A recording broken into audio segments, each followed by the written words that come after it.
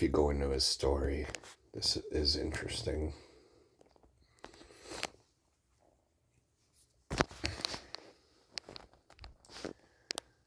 He had never played it before. Sat down at a 500 minimum table. They explained the game to him in two hands. He's been playing ever since. So his first hand ever wasn't even at a little table. It was at a 500 per hand table. Without knowing the rules, he asked the dealer to explain the game. And just kept playing from there. After two hands, he had it. Which is kind of a bit, because there's a little bit to Baccarat that you figure out over time. But he understood it's basically red or blue, right? That's all he had to know. And then it just became applying the pattern recognition, which we're trying to do now. So that became his training ground to build his confidence and build his bankroll up.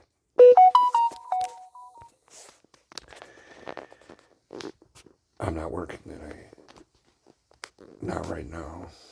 So within a few months, he was betting 25x that. But it just started with, can you just tell me how to play the game? And within a short period of time, he was already up. So it destroys the idea that he was just,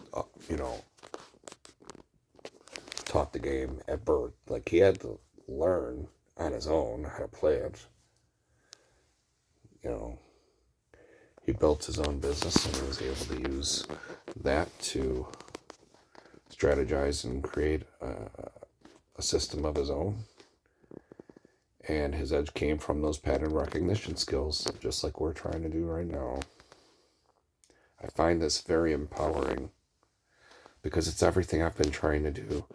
I personally have been playing Baccarat since, I'd estimate to say 2017. So I've been playing for 8 or 9 years. That's a long time. To not be at this level of success already, I feel like I'm well behind schedule. And I did it to myself. We know what I've done. We know what I've undone. But what I find interesting about this is that he was able to do it off of very small means. And then when I come down here, 18 months into his Baccarat career, that just makes me feel bad. But we all do it at our own pace, I guess. His first big win was around 1.125 million. Seriously, he says, like he wants to reaffirm it did happen in 18 months. But again, he would do things on a 12-unit structure and he would win one or two. And I want you to think about something out loud, right? Like, if you were playing with 12 units and you were flat betting, it would be pretty hard not on a number line to get to that 1 unit at some point. Maybe you lose right away, right? You lose 1, you lose 2, maybe you lose 3. Then you win 2 back, but then you lose 1. So you're back down to 2. Then you win 1, you're back up to 1. Then you lose 2 more, you're back down to 3. And then all of a sudden you get a run of things that work to your advantage and you get back to even.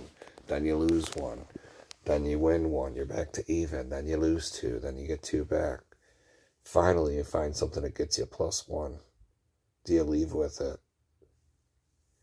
And that's the point of the matter, is you're also dealing with commission all the while. So how much are you really up?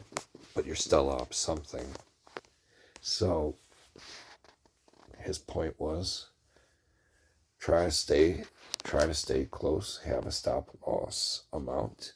As long as you're not dipping under that stop loss amount, you can swim the best you can. And you're just trying not to use up that 10 to 12 units, And he knew sometimes that could be done real quick, real quick. It is for us. It is for us on the side by side runs or the non side by side runs. It could be 2 units and done real quick, and then I reduce to the little stuff. You know, there's ways that you can win quickly and humbly. Sorry. He's like, this wasn't a lottery ticket. It was a payoff of a methodological system and of a pattern recognition and disciplined execution of said recognition. That when validated the approach, it proved that he was able to see at the tables wasn't just noise. Signal meant edge. From there, the wins compounded.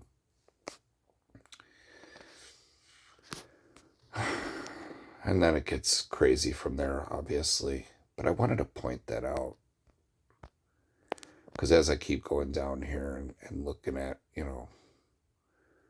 why ban a losing player? Because casinos saw the system. They saw that he wasn't gambling, he was executing. And they knew over time execution beats the house. They're worried about smart players. They're worried about people that can point things out that are working. And that's why they pushed me off, guys. I'm small change compared to this fucking guy, right? But in a small-time casino, someone like me multiplied times 7, they don't need 7 of me running around there, right? If I was able to turn a few $100 into 5 numbers in a week, you think they need 6, 7, 8, 10 of me running around? Taking that much in a week, right? They'd be losing between 7 to 10 people $100,000 in a week if 10 people took 10 grand, right? Extrapolate now. What if 10 more people and then 10 more people figured out how to play the way I was trying to show some of the people that I respected? And people do what they want to do, but they couldn't ignore that I was pointing things out to people that I liked. And they didn't like that I was not only doing well myself, but now trying to show people an inherent way to look at things and even follow. And sometimes to their detriment. Nothing's perfect. But they knew I was pointing out things that could be manipulated to our favor if we were simply patient enough to wait and take turns burning the hands to get there. So we're not all paying commission. We're taking turns burning that commission hands to get to the hands we needed to play. But I couldn't get enough people to do that. Everyone thinks they know what they're fucking doing, so you can't tell people anything. So at that point, I'm like, go ahead, burn the hands for me. Play every fucking hand. I don't care. I'm still going to be here, and more often than not, I'd be the last one standing on a table. So, whatever's a fuck, But this guy, Mickey, he just kept trying to go from place to place because, they'd push him off. And he'd have his own losses, He'll tell you himself, nothing's all sunshine and rainbows either. But when he talks about losing, what you have to understand is what his buy-in was. He talks about losing X millions of dollars, but his buy-ins were like in the stratosphere of $3 million, $4 million. So if his buy-in was $3 million, but he had the capacity of betting $250,000 hands, that was 12 units. Because he had the money to fuck with to do that, right? Not because he just didn't care about money. Motherfucker was loaded. So when he talks about losing that kind of money, he's not thinking about it like it's money. He's thinking about it in an extrapolated sense of unit structure of $250K a hand. Well, you could think about it the same way as if it was $250 a hand or $25 a hand. Whether I sit here and bet $25 or he sits there and bets $250,000, the cards are going to be the cards, right? It's just you have the money to back it up. So, him having more money than somebody who has the pattern recognition skills that has $25 money doesn't necessarily make him any better. And I would think he'd be the first to tell you the same. If you're smart enough to play in a focused pattern recognition kind of way. Sorry, I had to mess with my phone there. It might have just got loud. If you're smart enough to play in a pattern recognition kind of way, you can survive to get 1 to 3 units and an average of 2 at best. Probably. At worst. I would say.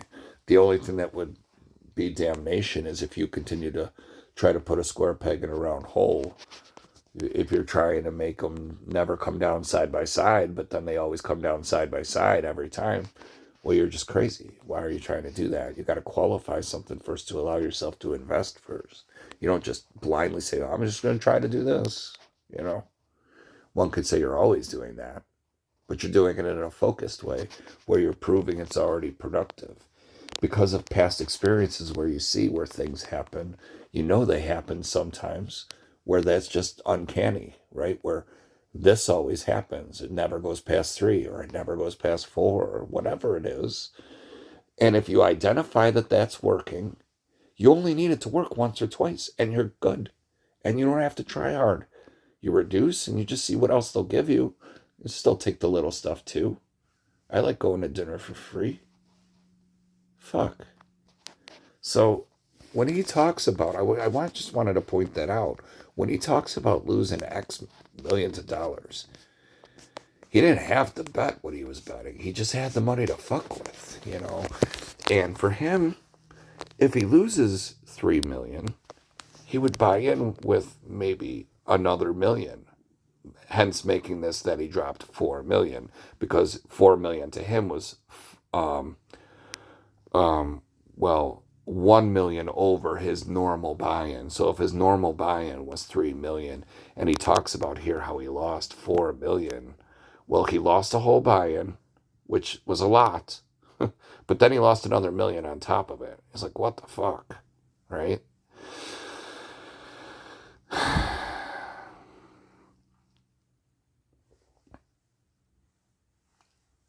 Let me double check. That's what he says here. At the win, actually lost money overall. He dropped 4 million, won back 2.5 million, and then walked away with a net loss of 1.5 million.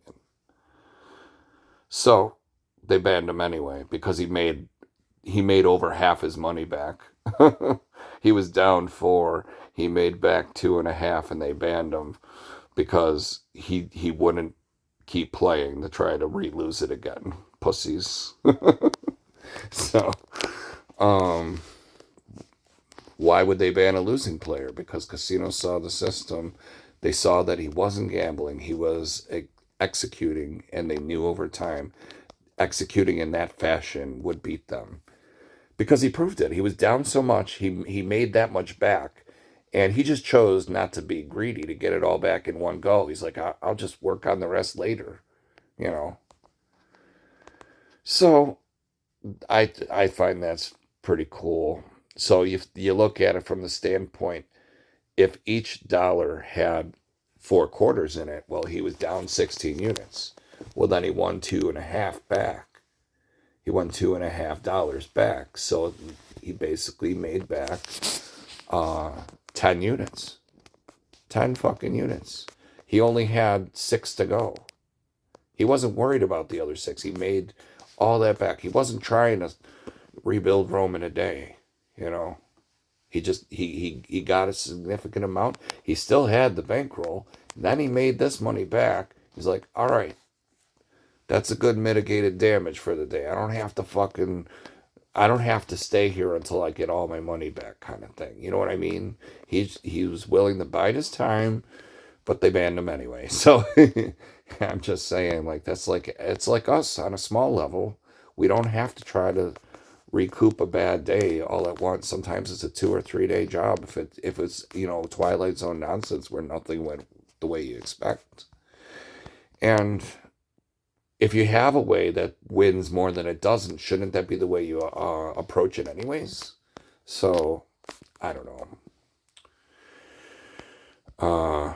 And he goes on to say other people continue to ban him, and as he got more exposure, as it were, people would recognize who he was and that he'd be a problem before he ever got started. So rather than let him get started, they'd simply ban him walking in the door, and they'd make up stupid reasons why he'd get banned. So, like I said, if you are fortunate enough to have something that's literally in your backyard and you don't have to go all the way to friggin' Vegas to play, treat it with the reverence that it deserves, because it's special that you should have something as close by and safe as what that should be for you, right? Uh, you know, they make up any reason they want to get rid of you, bro. I didn't cheat when they pushed me off for a year. I didn't do anything wrong. They just said that I needed a break. Really? Because I needed a break because I have, you know, 20 of your purple chips right now? Fuck you. So I cashed them out and I left. You know, fuck them. But I haven't been back since. And I've since had to use that money to survive. DoorDash doesn't always get it all done, man. So now I just can't wait. Can't wait to start building capital again and do it the right way, you know, and not give myself that same kind of exposure where they're just waiting to be pricks to me. And I'm not going to say a word to them either. They're going to try to talk to me when I come back, and I ain't going to say shit unless they misdeal a shoe. I'll be like, you don't burn that card. Because we have hand shoes. You know, we don't have the machines that tell them not to pull the card out. Anyway, sorry. That's basically that, you know.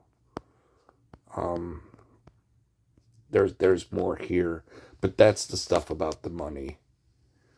When I just wanted to make a quick video about that, just talking about the unit structure he would use. I think people get so caught up in the number that they don't think about it to scale, right? And that's why he even said, I don't know where it was here, but it was like anybody can get banned if they see that you're doing something that works to scale. It's here somewhere. You can read it all yourself. But like I said, they can see like you did this much in this amount of time. How did you get there? Oh, this is what he was doing? Oh, okay. He's playing smart. Well, we don't want smart people. We want crayon eaters. So, you know, it's like when you're at a job and you're doing well and they put more work on you because they think you can handle it, because, you know, other people aren't going to be as reliable to get that task done. So they ask you to do a little bit more because they know you're good at it. You get punished for doing your job well. Meanwhile, you're both getting paid the same. That's a fair world, right? That's kind of the way this works in reverse. So you do too well and you get punished. You keep donating, they're like, please give us more. Huh. You know, no one likes food taken out of their mouth, us or them. So that's when they start pushing people off. Everything's hunky-dory as long as everybody loses. If smart people start winning, that's when the problems start, right? So I like this point too. When he talks about blackjack versus baccarat, he goes, the simplicity of the game, player versus banker. It's like red or black on roulette, except better odds because ties don't fuck you. You know, ties don't hurt you. Ties, you just get your money back. They don't even collect commission if it ties, right? You just get your money back.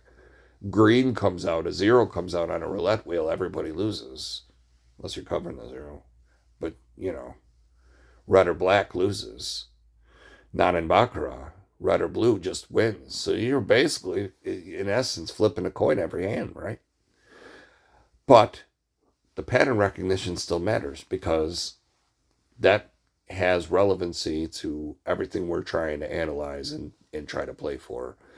And if it wasn't a thing, this guy wouldn't have been winning the way we are right now on my videos. And, you know, it just, it's so cool just to hear him give pattern recognition the credit it deserves, because it's everything about my game, you know. Everything about my game is based on pattern recognition. I'm not just saying, well, I think I'm going to do this. Unless I just wanted to piss in the wind at the beginning of the shoe and just play for a chop, you know. But he's like, unlike blackjack with its complex decision trees, Baccarat is pure pattern recognition. The $500 table became his training ground. Within months, he'd be betting 250K a hand. But it started with a single question: can you explain the game to me? Right? It wasn't Baccarat expertise, it was pattern recognition, he says. And he only switched because the maximums were so much lower on blackjack. But I'll tell you what, people get pushed off on blackjack all the time. Crazy shit. Just think about that. Think, like I said, you're going in with your 40 units. You're only trying to buy in with 10 and do the most you can with your first 10. And if it doesn't work out, that just might be it. I don't want to lose 10 units at a time. Think about it on my videos. I get bent if I'm down 5. Forget 10. You know, 10 to me is 25% of a bankroll. I don't want to be down that much that quickly.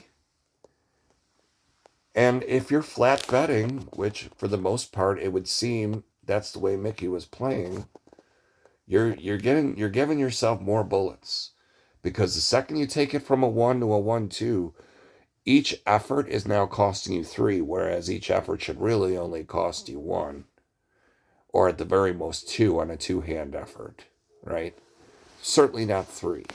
Adding that differential exponentially increases the time it's going to take to get back to 0 to win the positive 1 or 2. So, but he said it himself, you know. He found places where, you know, whatever it was he was trying to play for would put him down $4. So, I mean, that's 16 units. That's a lot of units to be down. But he found a way to get, you know, 10 of them back. And then he jumped ship and said, I'll get the other 6 later. You know? As long as you know that you have a good methodology, you can apply whatever's working on the next table that way. They don't have to always be the same way. So when I'm doing my playlist, it's just to show you different ways you can play the game. It's not that you should be beating your head on the wall to make every single shoe work the same way. Because I'll say it while I'm making the video sometimes.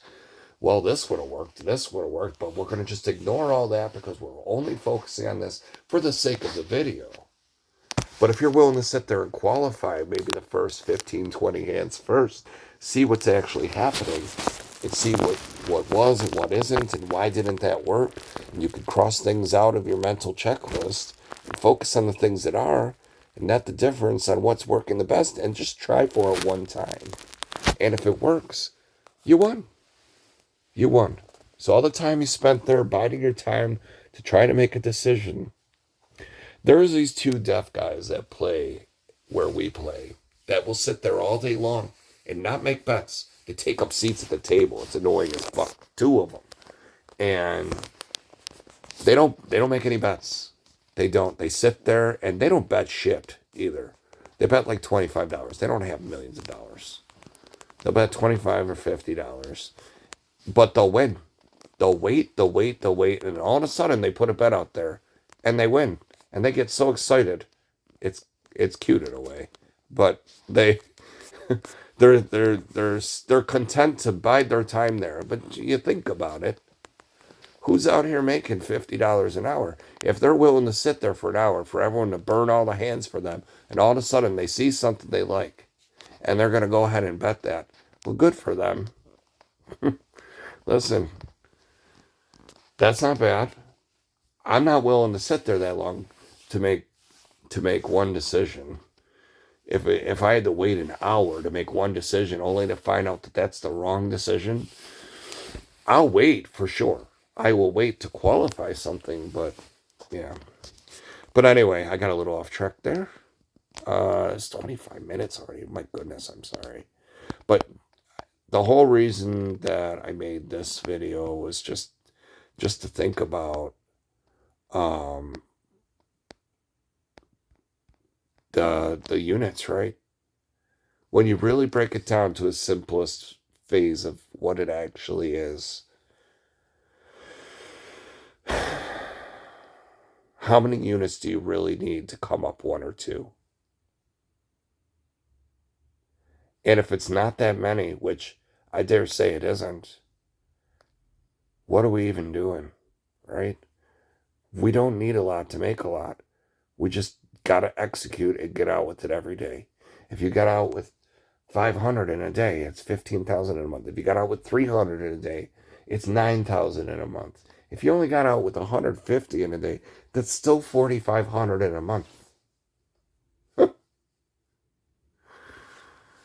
4 months later, you'd have 18,000. Just getting 150 a day and leaving. But people don't think like that. They look at all these people with their piles of chips and how great they look. And you're just in awe that they have all these chips in front of them. Fuck that guy. None of that matters. All that matters is what you're working with.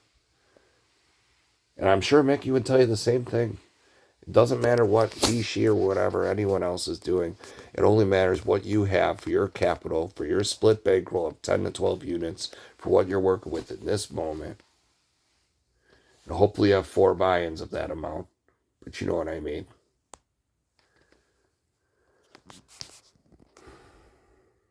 I'm going to have money very soon. And my family's never going to have to want for anything again because I know I'm going to get this applied and done. But in the meantime, we continue to make these videos and prove why it can be done before we ever go to use the application in person. We continue to train our pattern recognition, and I hope someday to hear we're all doing well.